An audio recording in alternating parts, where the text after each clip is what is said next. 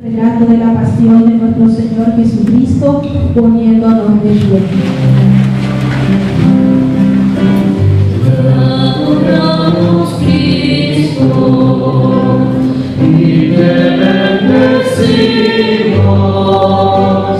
porque con tu santa cruz redimiste al mundo. Te adoramos Cristo y te bendecimos,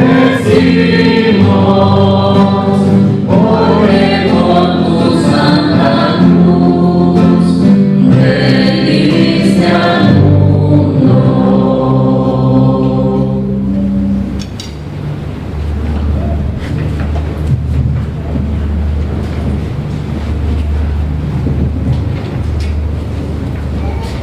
Pasión de nuestro Señor Jesucristo según San Mateo. Gloria a ti, Señor.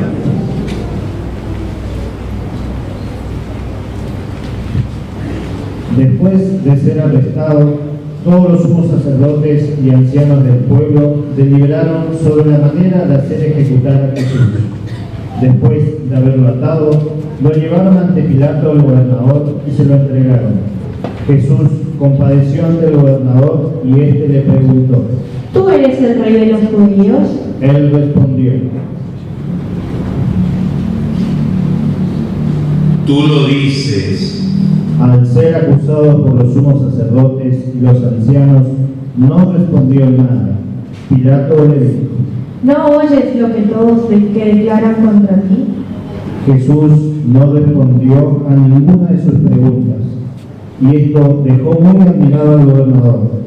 En cada fiesta, el gobernador acostumbraba a poner a libertad a un preso a elección del pueblo. Había entonces un famoso llamado Jesús Barrabás. Pilatos preguntó al pueblo que estaba reunido: ¿A quién quieren que ponga en libertad? ¿A Jesús Barrabás o a Jesús llamado el Mesías? Él sabía bien que lo habían entregado por envidia. Mientras estaba sentado en el tribunal, su mujer le mandó decir: No te mezcles en el asunto de ese justo, porque hoy, por su causa, tuve un sueño que me hizo sufrir mucho. Mientras tanto, los sumos sacerdotes y los ancianos convencieron a la multitud que pidiera la libertad de Barrabás y la muerte de Jesús. Tomando de nuevo la palabra, el gobernador les preguntó: ¿A cuál de los dos quieren que ponga en libertad? Ellos respondieron. A Barrabás. Pilato continuó. ¿Y qué haré con Jesús llamado el Mesías? Todos respondieron. Que sea crucificado. Él insistió, ¿Qué mal ha hecho? pero ellos gritaban cada vez más fuerte. Que sea crucificado. Al ver que no se llegaba a nada, sino que aumentaba el tumulto, Pilato hizo traer agua y se lavó las manos delante de la multitud, diciendo: Yo soy inocente de esta sangre. Es asunto de ustedes. Y todo el pueblo respondió. Que su sangre caiga sobre nosotros y sobre nuestros hijos. Entonces Pilato puso en libertad a Barrabás, y a Jesús, después de haberlo hecho azotar, lo entregó para que fuera crucificado. Los soldados del gobernador llevaron a Jesús al pretorio y reunieron a toda la guardia alrededor de él. Entonces lo vistieron y le pusieron un manto rojo. Luego tejieron una corona de espinas y lo colocaron sobre su cabeza. Pusieron una caña en su mano derecha y doblando la rodilla delante de él se burlaban diciendo: Salud, rey de los judíos. Y escupiéndolo le quitaron la caña y con ella le golpearon la cabeza. Después de haberse burlado de él, le quitaron el manto, le pusieron de nuevo sus vestiduras y lo llevaron a crucificar. Al salir, se encontraron con un hombre de Cirene llamado Simón y lo obligaron a llevar la cruz. Cuando llegaron al lugar llamado Gólgota, que significa lugar del cráneo, le dieron de beber vino con miel. Él lo probó, pero no quiso tomarlo. Después de crucificarlo, los soldados sortearon sus vestiduras y se las repartieron, y sentándose allí se quedaron para custodiarlo. Colocaron sobre su cabeza una inscripción con el motivo de su condena: Este es Jesús, el Rey de los judíos. Al mismo tiempo fueron crucificados con él dos bandidos, uno a su derecha y otro a su izquierda. Y los que pasaban lo insultaban y moviendo la cabeza decían: Tú, que destruyes el templo y en 3 días lo vuelves a edificar, sálvate a ti mismo si eres hijo de Dios y baja de la cruz. De la misma manera, los sumos sacerdotes, junto con los escribas y los ancianos, se burlaban diciendo: Ha salvado a otros y no puede salvarse a sí mismo. Es el Rey de Israel, que baje ahora de la cruz y creeremos en él. Ha confiado en Dios, que él lo libere ahora si lo ama, ya que él dijo: Yo soy el Hijo de Dios. También lo insultaban los bandidos crucificados con él. Desde el mediodía hasta las 3 de la tarde, las tinieblas cubrieron toda la región. Hacia las 3 de la tarde, Jesús exclamó en alta voz: Elí, Elí, lema sabactani. ¿Qué significa? Dios mío, ¿por qué me has abandonado? Algunos de los que se encontraban allí al oírlo dijeron: Está llamando a Elías. Enseguida, uno de ellos corrió a tomar una esponja, la empapó en vinagre y poniéndola en la punta de una caña le dio de beber.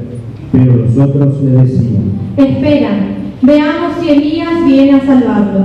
Entonces Jesús, clamando otra vez en voz potente, entregó su espíritu.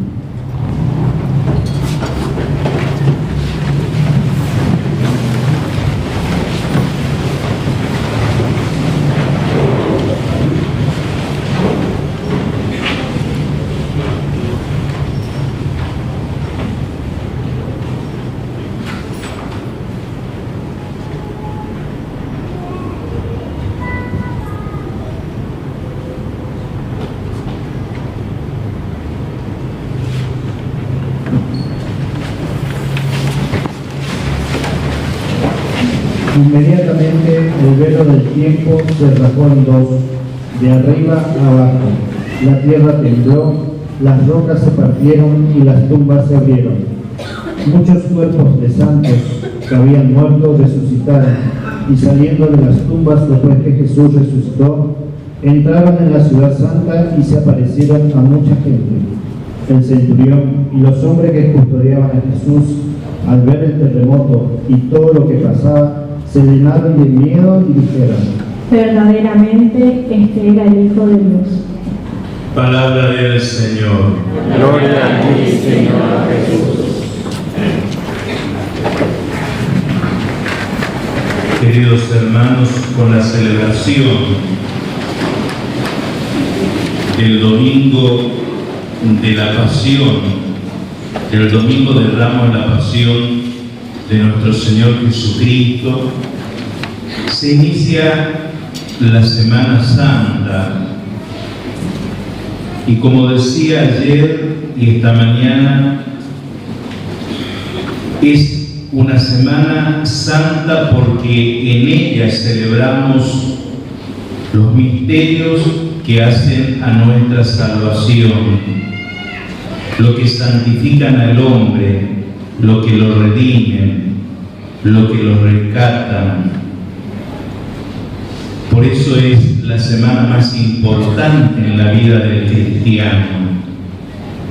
No es una semana para entregarse o al descanso, o a las vacaciones, o al juego el día Viernes Santo, o a las querellas, o a la indiferencia. Si hoy hemos hecho memoria de la entrada de Jesús en Jerusalén, proclamando su palabra, haciendo memoria de aquella primera entrada, y que el Espíritu hoy también nos acerca todos sus efectos para nuestra vida, y hemos acompañado con nuestra palma, no es para que a medida que transcurran los días nosotros nos distanciemos de lo esencial y de lo que verdaderamente configura nuestra identidad como cristianos. Precisamente lo que configura nuestra identidad como cristianos es la pasión, es la muerte y la resurrección de Cristo. Es lo que han anunciado desde el comienzo los apóstoles después que el Señor se ha ido a sentarse a la derecha del Padre. Y desde ese querigma han ido anunciando y han ido reuniendo a comunidades. Y a estas comunidades que le anunciaron y le explicaron esto que configura nuestra identidad como cristianos, la han ido bautizando, la han hecho partícipe de la fracción del pan, de la oración en común y también del ejercicio de la caridad. Porque precisamente esto es lo que Cristo ha hecho con su muerte. El apóstol Pablo lo explica muy bien. Él, que era de condición divina, no consideró esta igualdad como algo que debía guardar celosamente, sino que se despoja de sí mismo. Se despoja de esa dignidad, se vacía de alguna manera para llenarse de la nuestra, de nuestra humanidad. Pero también, como decía en la mañana, Él va a asumir toda nuestra condición humana menos el pecado. Él no se hace cómplice con el pecado y aquel que lo incita, porque justamente viene a derrotar al pecado, viene a vencer aquel que es el padre de la mentira y que conduce por la mentira a todo aquel que se deja conducir por lo turbio de la mentira. Él viene a sacarnos a la luz y hacernos caminar por la verdad.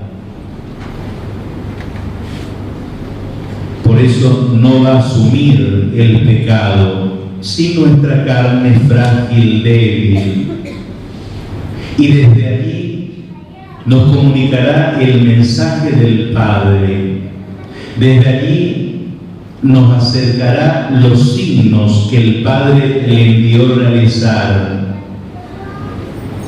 Desde nuestra humanidad, Él se va a relacionar para que nosotros no busquemos a Dios a tientas, sino que lo busquemos con rostro, con cuerpo, ya algo concreto.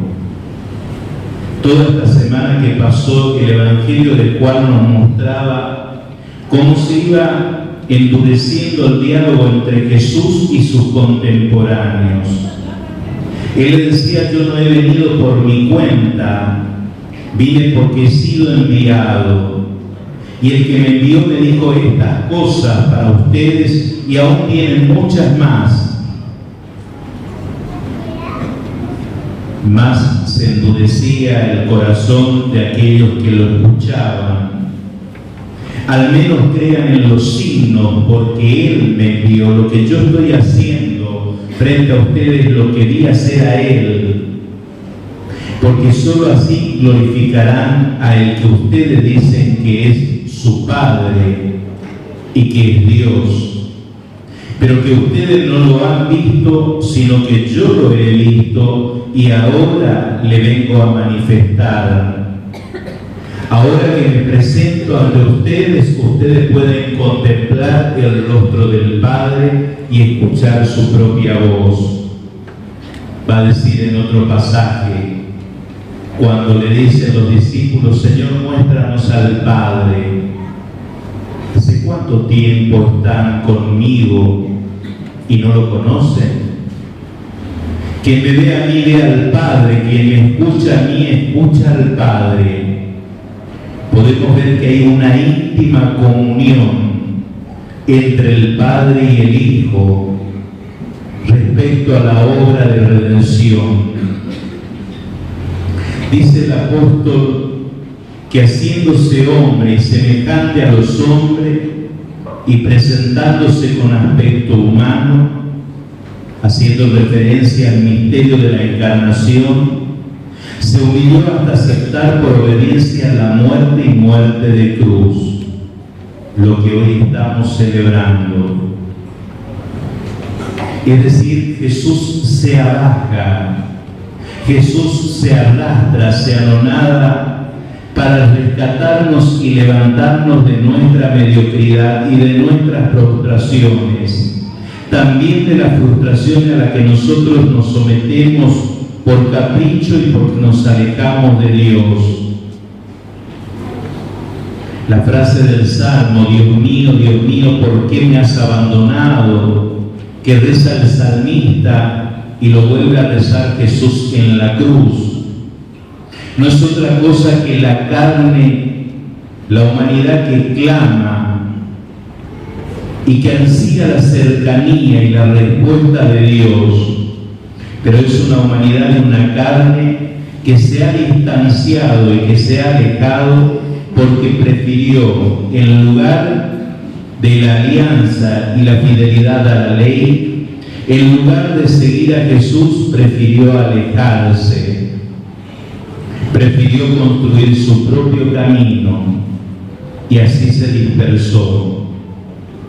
El único camino que nos vuelve a acercar a Cristo y Cristo al Padre es aquel que queda marcado y que queda trazado por la cruz. Ninguno de nosotros podremos llegar a la comunión plena con Dios si no aprendemos a caminar detrás de la cruz de Cristo con nuestra propia cruz de cada día.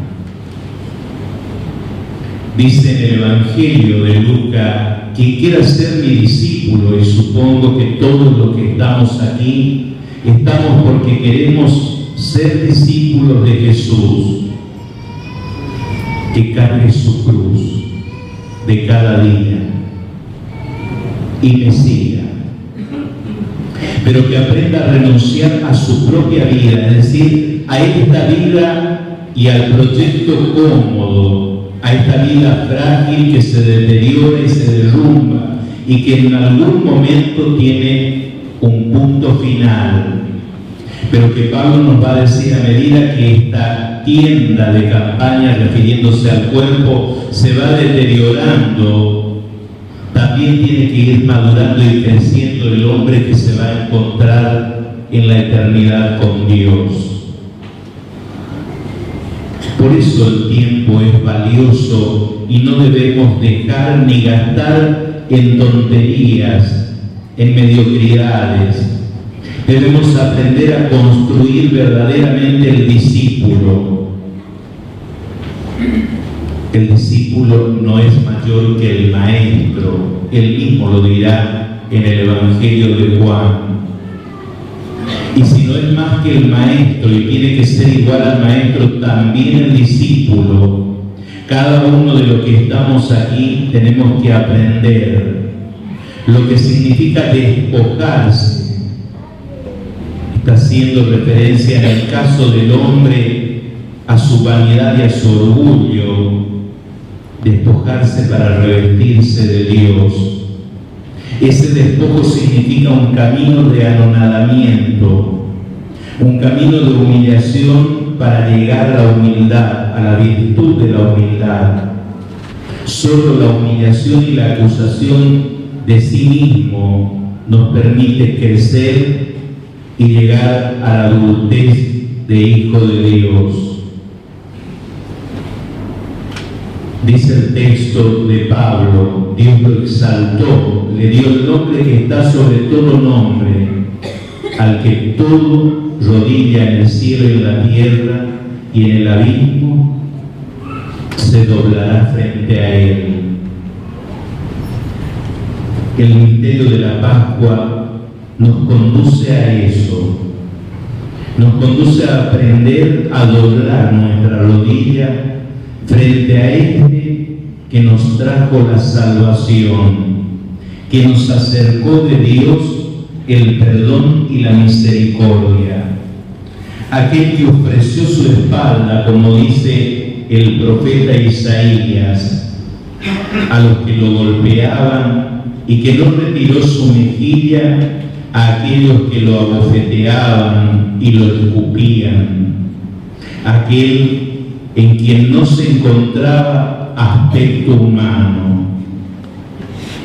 Pensemos también nosotros en lo cotidiano. Si verdaderamente somos discípulos de Jesús, se debe ver en acciones concretas.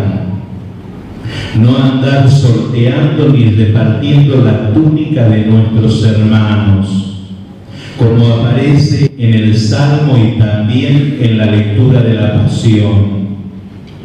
Es un claro ejemplo que muchas veces nos entregamos a la difamación, a quitarle el buen honor y la buena fama que tiene el otro, y sorteamos y nos entretenemos con ella. Que el coludo nos ayude a cambiar, a purificar nuestra mente, nuestros ojos, nuestra lengua, nuestro corazón, cuando miramos al hermano. No podremos verlo como verdadero Hijo de Dios, coheredero de Cristo y hermano nuestro, si no nos dejamos quitar el aserradero y la viga que tenemos en el ojo. Creemos que solo nos corresponde a nosotros la salvación y que los otros están afuera.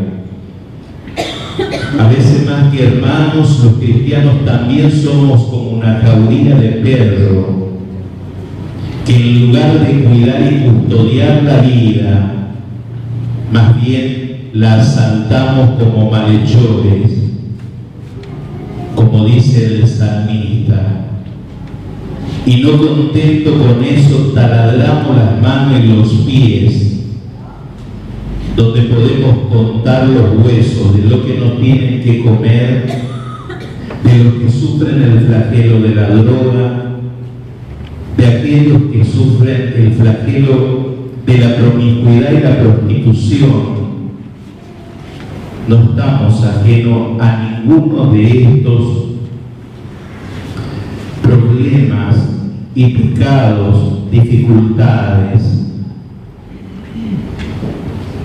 A veces seguimos sorteando la túnica, el poco harapo que dejan o que les queda en la vida y no hacemos nada. O con aquellos que verdaderamente necesitan nuestra cercanía y nuestro consuelo. Tenemos cerca un hospital, tenemos al lado un refugio, tenemos un comedor, pero una sociedad no se cambia con dos personas, se cambia cuando la mente de varias personas se deja transformar por Cristo y pone en comunión todo lo que tiene, como hacían los primeros cristianos. Nuestra vida ha crecido como cristiano y ha llegado a nosotros como don, gracias a que ellos no guardaron celosamente lo que Cristo le comunicó, sino que pusieron en común y lo anunciaron, lo proclamaron. Ojalá que estos días también las palabras del salmista se hagan carne en nosotros diciendo: te alabaré en medio de la asamblea. Es decir, cada vez que nos juntemos para celebrar los misterios, como el de la institución de la Eucaristía, el sacerdocio ministerial, el mandato de la caridad, el día jueves. Hacer memoria de tu pasión el día viernes y esperar vigilantes tu resurrección el sábado. Te voy a alabar, Señor, en medio de la asamblea. Es decir, te alabaré junto a mis hermanos. Queridos hermanos, iniciar la Cuaresma con el Domingo de Ramos, que junta dos tradiciones, por un lado la de Oriente, que también debemos elevar nuestra plegaria por ellos, porque aún hoy sufren persecución y martirio. Ellos acostumbraban y hacían memoria de la entrada de Cristo con la procesión y las palmas, y la liturgia ha retomado eso de la tradición oriental, mientras que Occidente hacía memoria de la pasión y leían los textos de la pasión. La liturgia ha tomado también esta tradición y la ha juntado para que nosotros vivamos en plenitud nuestro seguimiento. Cuando volvamos a nuestras casas, no dejemos en cualquier lugar el ramo. Recordemos que la palma es signo de martirio, es signo que he decidido seguir a Cristo por el camino de la cruz, pero que no termina la cruz, sino que se alcanza su plenitud en la resurrección. Por eso también el color rojo, color de martirio. No es para que espante y ahuyente los malos espíritus y así pueda descansar mejor. Si fuese así, a veces ahuyentaría a los que estamos en la propia casa. Porque el mal espíritu lo tiene uno, no está en el aire. El mal está en uno, no en el aire. Es uno el que opta y el que decide como estilo de vida la maldad, el odio, es decir, no es algo que anda merodeando. Así como Cristo se tiene que ir haciendo carne en nosotros, así el mal también se hace carne en cada actitud cuando nosotros optamos por él. Y recordemos lo que dice el libro del Apocalipsis. ¿Quiénes son todos estos que vienen con palmas en las manos? Y le va a decir el ángel, son aquellos que blanquearon sus túnicas en la sangre del Cordero.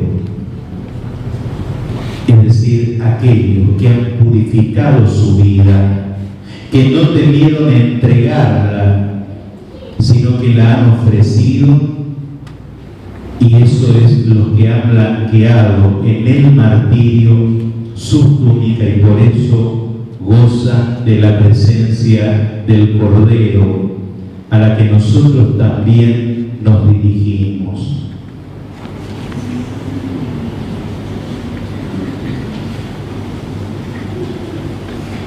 Creo en Dios, Padre.